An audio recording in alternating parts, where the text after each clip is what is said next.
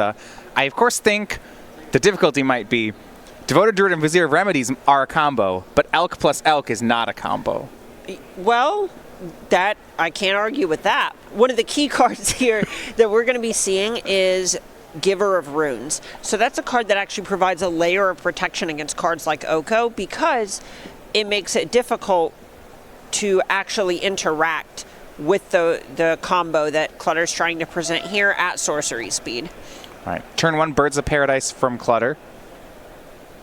Yeah, all the cards are just tutoring. We also have Ranger Captain of Eos added to the list, another card that can just tutor up different pieces here. That one tutor would, I believe, then tutor up Giver of Runes. Right, and you can also see some nods that are more than subtle to Oko, like Phyrexian Revoker and Deputy of Detention in Clutter's main deck. See, with Ranger Captain, it's already a 3/3 for 3. If you elk it, it's just a 3/3. We do see turn 1 Collins with his own mana accelerant. The Simic Wurza deck is a 4 Gilded Goose deck. This is the same list. We see Collins at 8-1. It really has been dominant here. Our 9-0 player, Berterioni, and Edgar Magallanes, 8-1 on the same list. And this is the big worry if you're on Clutter's side of the battlefield, is that Oko is going to come down before you can develop your combo pieces and get to untap with them or Giver of Runes. Right, Giver of Runes and Devoted Druid here together.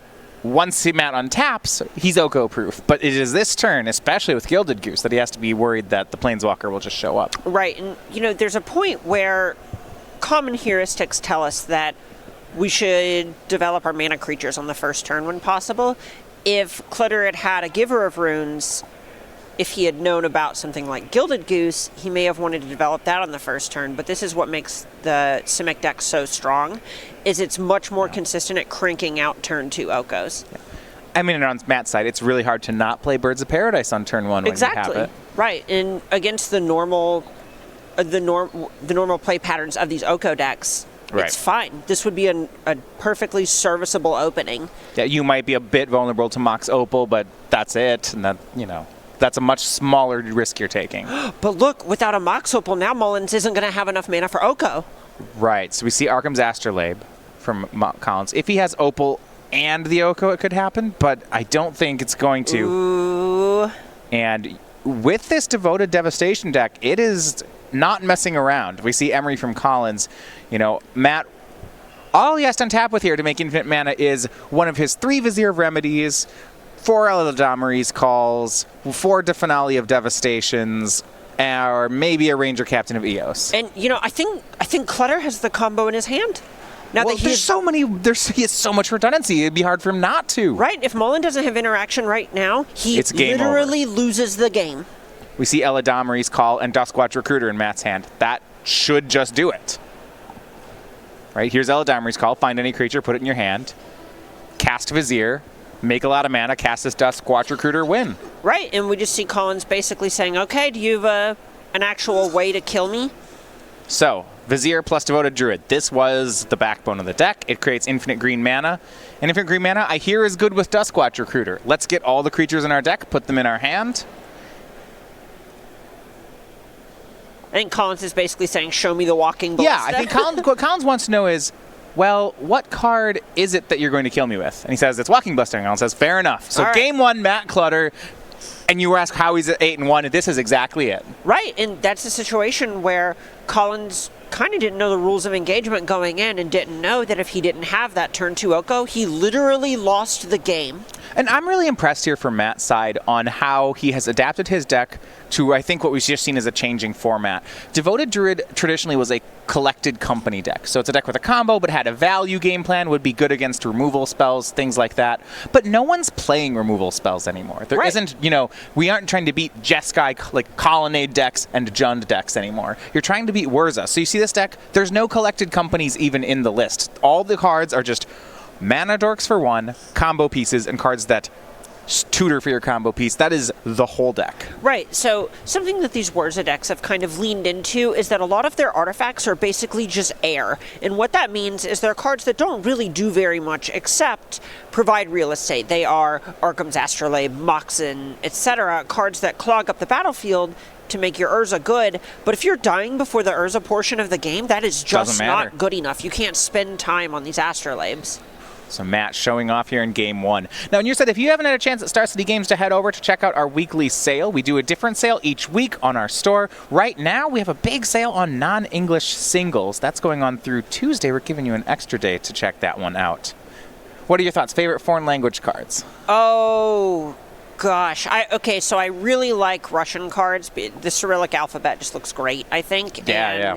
The letter for the phonetic that makes a f sound is a circle with a vertical line through it. It's like a so feed. Anything that starts with Phyrexian actually looks like it starts with the Phyrexian symbol. Oh, so that's really nice. I have a Russian Phyrexian Arena and a Russian Phyrexian Metamorph just for Commander because they look super flavorful. Does that mean they cost less?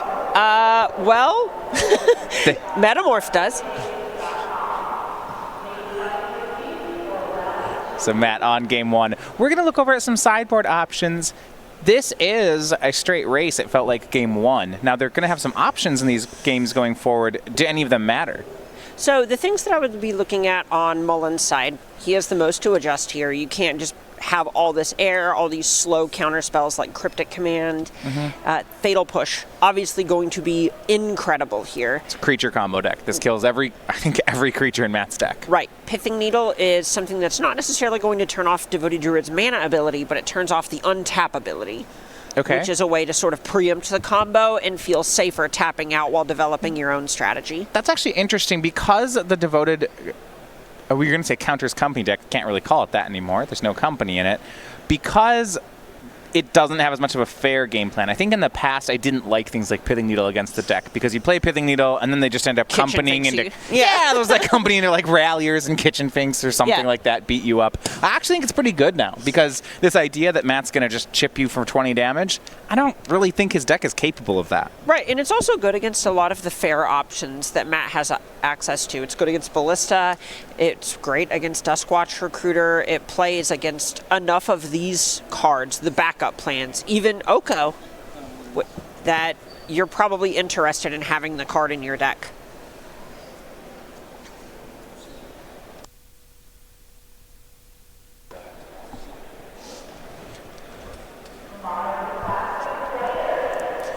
So we do see on Collins, I think he can slow it down a bit. On Matt's side, I don't know that I want to change too much. He has Unified Will, a card that should be a hard counter in this matchup, but I don't even know if I want him to bring them in. It feels like he's a bit of a favorite until something changes in the landscape. Right, and there's even a point where the games that you lose, Unified Will probably isn't saving you. The big reason for that is just because Collins is likely going to be more interactive in post-board games and has things like Gilded Goose that just incidentally flood the battlefield. So it isn't even necessarily reliable that you're going to be up enough creatures and mana to lean into it. The big thing on a Clutter side I would be interested in are those Veil of Summers. They're going to be good against counter spells, and they're sort of a stifle for an Oko activation, where Mullen may have thought that was a safe way to put the shields down since it was interactive. Well, Collins will be on the play here for game 2. Again, did feel like there was an Oko check there. Game 1, Collins did not pass it. Oh yeah, absolutely. I mean, that's kind of the game you have to play with these combo decks a lot of the time is if you don't have a great way to protect your cards, instead of trying to find one, just say, okay, who's dead?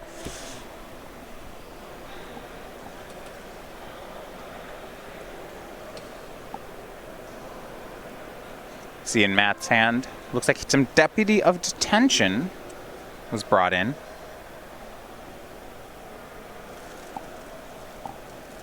Actually has one of those in the main, but decided to keep it here. His deck also does have some Planeswalkers in it, 3 copies of Teferi Time Raveler, and 1 Oko of his own.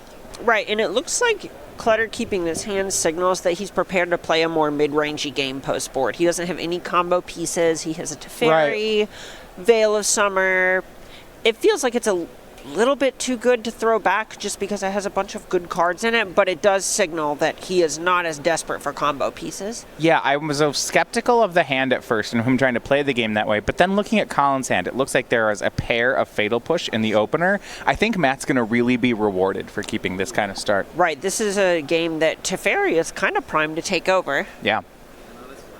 Now, until that happens, I think we're going to see some trading. Matt's starting here on Windswept Heath. Looks like he's going to go for a turn 1 Giver of Runes. I can't imagine he'll get to untap with this. No, I would be surprised if that were the case. And it's possible he just leads on Hierarch in order to try and turn to this Teferi as well. That makes sense. All kinds of lines. Whatever 1-drop it is, it'll probably get pushed. But Yeah. but that's, I think, what I like about the start, right? Okay, it'll be 1-drop, Fatal Push, 1-drop, Fatal Push, Teferi. Yeah. Now we're playing. Exactly, and there's a point where on Mullen's side you kind of have to go, well, are these pushes good enough? I have to have them in, but... If you're just what Collins wants to do is defend from the combo with the Fatal Pushes. Because remember, Collins isn't actually a Jund deck. It's not removal spell into removal spell into removal spell. It's the removal spells are more defense or disruption as opposed to a game plan. Right. It's definitely a spot where he's trying to pick apart specific cards rather than actually tax Clutter's raw resource count. Because of that, I actually think there's an option where Collins, though he has the Fatal Push, doesn't Fatal Push a Noble Hierarch. I think it's pretty close here. It may be that he thinks it's better to do it just because he has 2 copies of Fatal Push. Yeah, with 1 copy, he might hold it back. With 2, I agree. Unless there's just like a really good 2-mana play that he just wants to do instead, which I think Emery counts for. Yeah, absolutely. This is sort of a card advantage engine for Mullen to go ahead and develop here. And the sooner you develop those, the more advantage they accumulate over time and so on. Emery bins 4 cards, one of them being Oko. Mox Opal also. We'll be happy to get that one back next turn with Emery. Emery's secretly one of the better cards they printed here. Medium take, top 10 creatures of all time. There are some pretty busted artifacts in Magic. Yeah. And Emery is good with all of them. Yeah. So, the downside is that when you don't kill the turn 1 Hierarch, sometimes your opponent makes a turn 2 3-mana play. And in this case, Teferi Time Raveler bouncing Emery seems pretty darn good. That's going to be Matt's play. Yeah, and this is a spot where you feel pretty good about this because you just ate Mullen's entire turn 2. Mullen's hoping for an Oko here. Would be if he can somehow get a green mana and an Oko and elk up that Astrolabe, this should be a great turn. Now, this engineered explosives that Mullen drew is quite good against Clutter because it is a type of interaction that Clutter's going to struggle defending against. It checks several boxes. It gets around Giver of Runes. It gets around Teferi, making things only interact at sorcery speed. And then on top of all of that, Emery can even recast it from the graveyard. I think that's really interesting. So, because it's not a collected company deck anymore, I think you're right. I remember I used to play Amulet Bloom but Amulet Titan against this deck. And Engineer Explosives is one of your main ways to kill creatures, but it was always scary having explosives on 2 because they might have a Devoted Druid in play, and then they'd cast Collected Company, and I'd think, man, I have to just blow up this, I have to just 1-for-1 with it. I can't wait until the combo happens because I might lose at instant speed. Right. And now that the deck doesn't play at instant speed like that, I think you can actually leverage the explosives a lot better. Right, and the other side of that is if you let Clutter untap with something like a Teferi, Teferi can just roll up and then cast a Finale of Devastation at instant speed. Yeah. So 3rd land here from Collins. It's not green, so no chance to Oko. Well, there is an Arkham's Astrolabe. Yeah, but then you can't attack with it if you're making green. It's just bad value, really. Collins will recast the Emery. 4 more cards into the graveyard. He would have liked to get that Mox Opal, but Teferi had other ideas. Nah, just give it a second. It'll happen. Looks like a Bauble added to the graveyard for Emery. Extra points for Collins, I think, for a very tidy graveyard. Look, you can tell he's played with Emery before this match. Every card is perpendicular to every card. We can see the name of every single card. Just A+. Great work. And this is a spot where we were talking about how ahead Clutter was a moment ago. It doesn't even feel that way anymore. Yeah, but it'll push on the Hierarch. He had a nice tempo play, but this is kind of the drawback of keeping a hand like the one he did. Yeah. Is there's not really much that you can follow up a Teferi with if you aren't comboing. Well, and I think you're right. This Devoted Devastation deck, unlike Counters Company, doesn't really play a fair game well. Right. A Counters Company deck might make this Teferi, and then next turn who knows, a Kitchen Finks, a Spell Queller, I don't know, some sort of value card. Just, maybe like would go turn 4 Shalai, and then just start like doing gross attack things. Like, now Matt's follow-up is just more 1-drops, because that's all his deck is now. Right, he really needs to find Ranger, Captain of Eos, that Shalai you mentioned, something like that off the top of his library here, or this is going to get away from him. Especially now that Mullen has been able to untap with this copy of Emery. Just something like Engineered Explosives on 3 would be so brutal, or Engineered Explosives for 1, crack it for 1 would be so brutal here. I mean, and your take on Emery is, I just agree with, look at this. The baseline play is that Emery right now can either tap to Rampant Growth or tap to draw a card. It's better than Rampant Growth. It's an untapped mana source. Yeah, okay, an untapped, right. It's it's more like a Tribe Scout or something like that. Yeah, Yeah. I think it's in the hand for Collins. Just want to point out some more Eldraine additions here. Drown in the Lock out of the sideboard of these decks. So that just means he has a wall of removal and an Emery that's threatening to just cantrip and or create more removal every turn. And I love this innovation we've seen out of Simic Wurza. It's taking on these Eldraine cards and at a very low investment allows this deck that's a combo deck, but also Wurza's almost more of a mid-range deck with a combo finish to play a fair game. One thing I saw yesterday watching Edgar play this at the 7-0 bracket, he took a game post sideboard and just started leaning on cryptic commands plus their copies of Mystic Sanctuary, and then just started playing a very fair game. Look how brutal this is. Mystic Sanctuary putting Fatal Push back on top of the library. Right. And this is out of a deck that, you used to be a combo deck. Yeah. And you're like, no, just kidding. I'm going to play.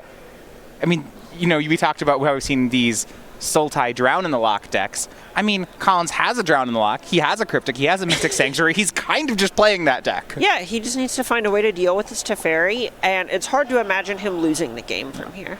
Yeah, okay, there's no end to the story, but Emery's doing a good card advantage impression here. Oh, absolutely. It's drawn at least 1 card at this point. Yeah, it still taps to draw a card. Right. Okay, it seems great. Engineer Explosives on 1 cleans up the board. That Teferi we talked about is good here, but yeah, if you want to go, this Wurza deck's just so impressive. It feels like if you want to go toe-to-toe in a fair game, you need to be playing Jund or Jeskai to have a chance here. Mm-hmm.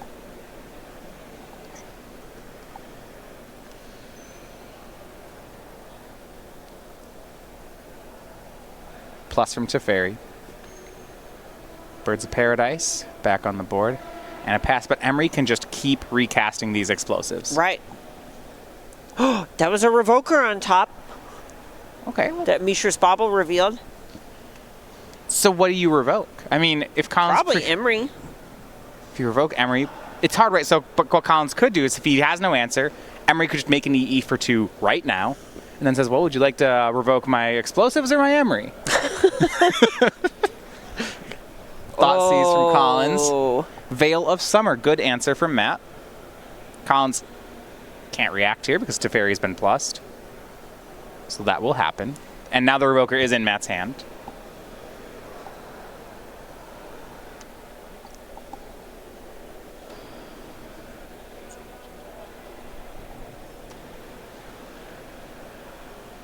So, Emery will get an Astrolabe back from the graveyard. It is another way to tap to draw a card. That one gives you the card right away.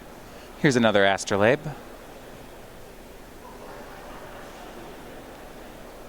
Everything about this Wurza deck.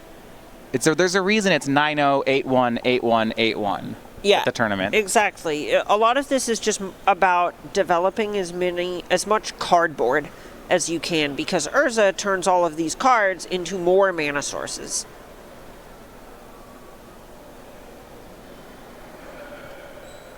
This deck it can race the combo decks. It can grind out as a fair deck. It is really powerful. And it just sideboards seamlessly into these black cards. Its sideboard's great. Yeah. Yeah. It sideboards like a Jund deck. Exactly. I would go so far as to say I suspect this deck improves its matchup post-board in every matchup. or if close to it. If not every matchup, it's it's got that Jund It's thing got to where feel close. that was one of the advantages to playing Jund, right? Game 1 was always tough, but game 2 always got better. Exactly. You're 45% most game ones or 50% most game ones, and then 60% post sideboard. Yeah. Phyrexian Revoker down for Matt. He does name Emery. But for Collins' side, he's not even playing this combo deck anymore. You see Fatal Push, Drown in the Lock, Cryptic Command in his hand. So there's still a Teferi in play, to be fair. But as soon as that Teferi's gone, I think Collins is off to the races. Fatal Push on Revoker. Matt protects it with a second Veil of Summer. Draws Deputy Detention, but look at this board. What do you even Deputy here? The Astrolabes. You could hopefully draw something better to do. All right, that is the plan. Waterlogged Grove, get in the graveyard. Draws his third Veil of Summer. That will probably be good. But Matt, he needs to find his combo now. His deck is not built to play turn 7 of a game. Right. -3 from Teferi. Is he even bouncing something? Don't believe so. No, just needs a card. Okay, Eladamri's called that as a card. That's a hot one.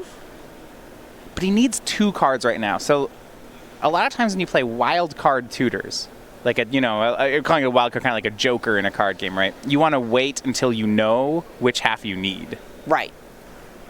I love it. We do see. I was wondering if we would see this play. You really need to hope.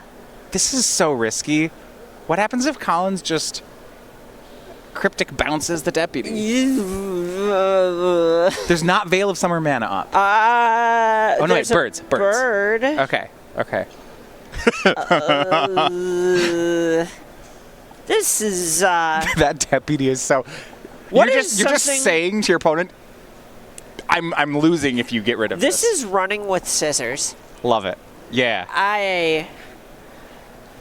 Look, I'm not gonna trip, okay? That's not something I do. It's fine. What kind of person just goes out there and trips? Yeah. It's like juggling knives. Like, look, I'm gonna catch the handle, okay? It's fine. I might have been more interested in just hitting Emery. I understand there's already a Revoker on it. Yeah, it's just a little bit of insulation against the card advantage engine. Did you want to Deputy the Emery and then use Teferi to bounce the Revoker and reset it? No.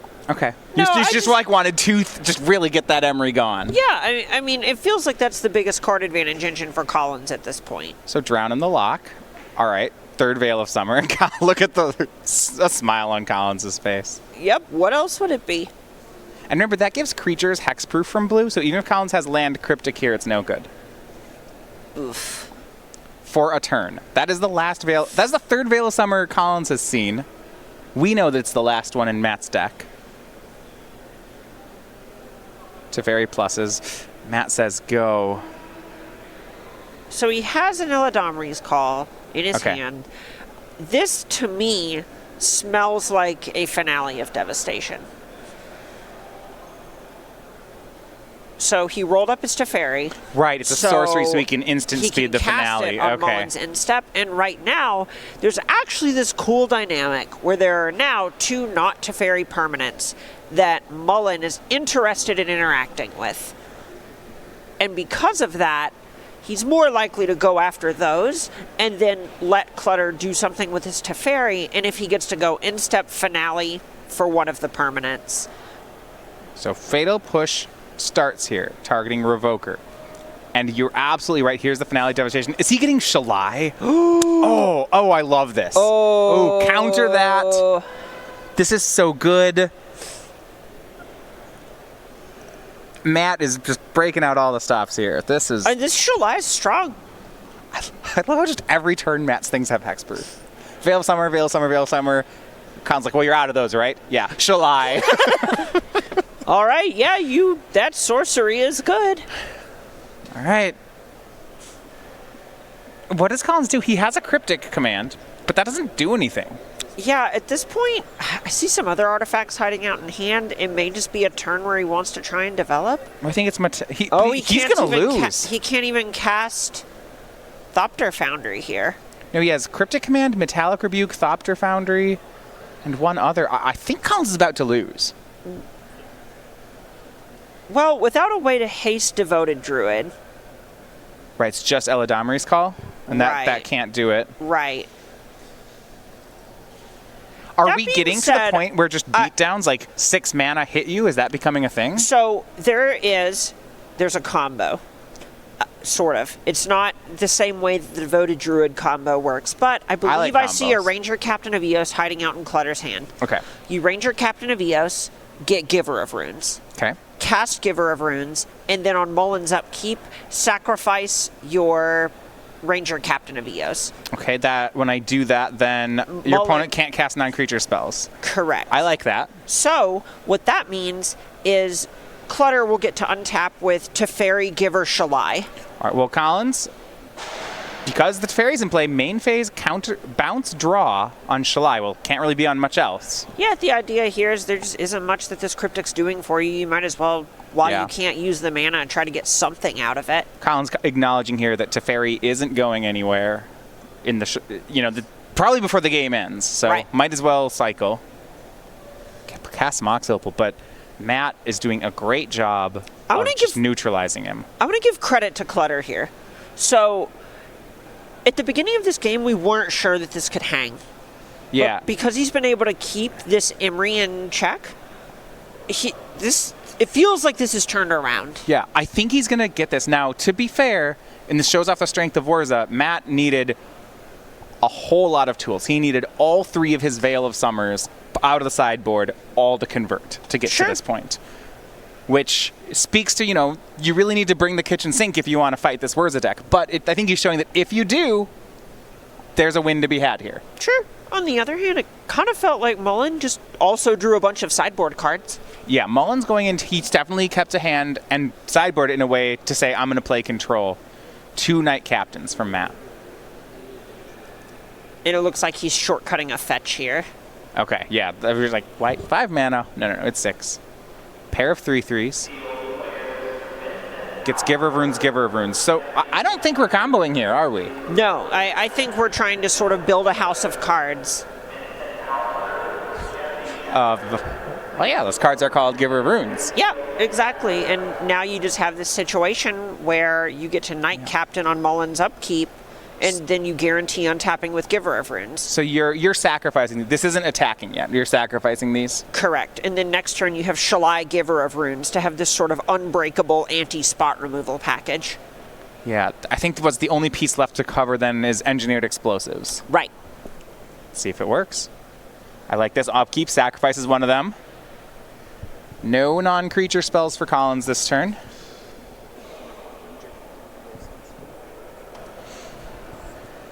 Nothing from Mullen. Well, he doesn't. I think his only creature was another Emery. Right. No, I'm not saying it's necessarily his fault, but that's the strength of Knight Captain of Eos. Well, I like this lock that Matt has put together between Teferi, Time Raveler, and Knight Captain of Eos.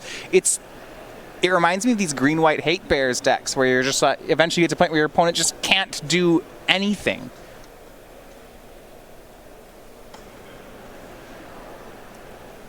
This is the power of something like Teferi in these fair decks. When you need to be able to interact at instant speed, Teferi just completely shuts down that avenue.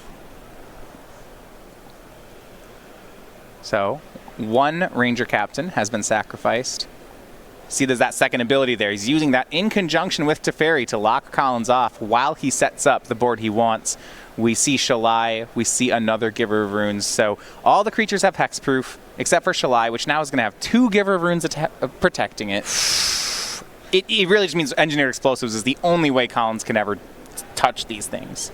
Feels like it is about time to get busy here. You want to start attacking? Yeah.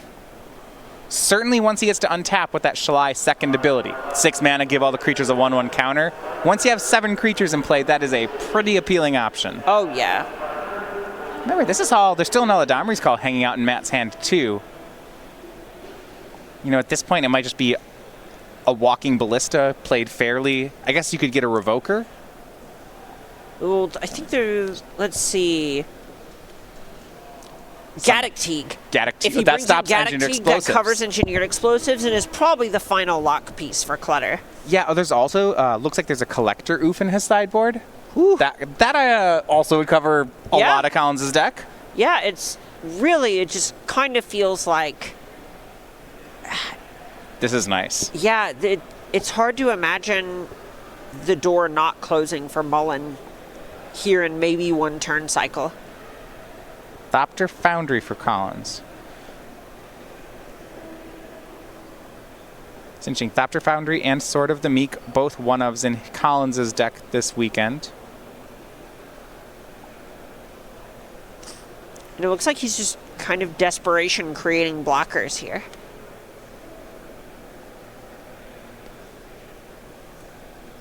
It's actually a deviation here with Simic Wurza. We've seen the Bertarioni and Edgar Magalhaes are both playing Simic Wurza. These players worked together for the event. Yes. But did come up for some slight differences. Whereas Bertarioni and Edgar are on the same 75. Collins, a little bit different. So Collins has still kept Thopter Foundry Sword of the Meek in his deck. Right. Whereas on Edgar's side is actually completely off the combo. And would you look at that? It's Collector Oath. Well, so that combo we were talking about might have some problems. Nice Thopter Foundry. Yeah. And, the Hate Bears here. We've seen this strategy, I think, in Legacy, somewhat in Modern. Once Mother of Runes was in Legacy, and now we're going to start seeing it in Modern with Giver of Runes, where you get the Hate Bear that KOs your opponent. You protect it with a Giver of Runes. You protect that with something else. And eventually your opponent just can't play cards. I got to be honest. Do you think Clutter just boarded out the combo? We have not seen a Vizier or a Druid in, 20 cards? That's really interesting. I would love to ask him about it. Maybe Druid stays in because it's a mana creature, but overall, this has just kind of looked like a green-white creature deck with Teferi and Deputy of Detention.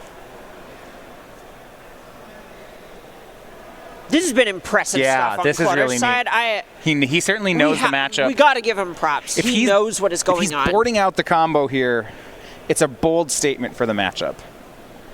I certainly could see him shaving numbers on the combo. And it may just think that it's not reliable when you're on the draw against an Oko deck. You can't just jam a Druid and expect it to work out. Certainly in traditional Counters Company matchups, when your opponent is just boarding in a stack of Fatal Pushes and other removal spells, the combo gets worse. Yeah, you don't want to ever draw a Malira.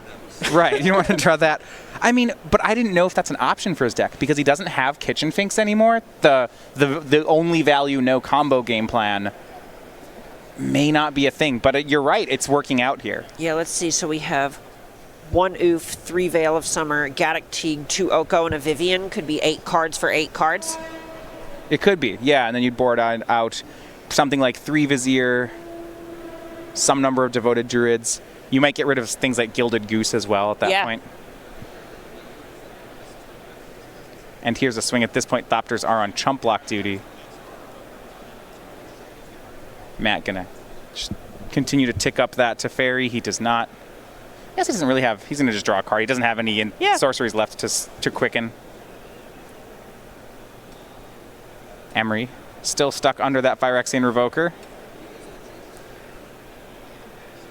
Yeah, nothing is changing. There's 6 mana up for Matt. It's going to be an end step, pump the team, untap, pump the team again, and that might just be all 14. Yeah, wow. DC Collins, nothing he can do. And how about this for a deck in the Oko field? Matt Clutter, a clean 2-0, moves to 9-1. So it's easy to look at that game and go,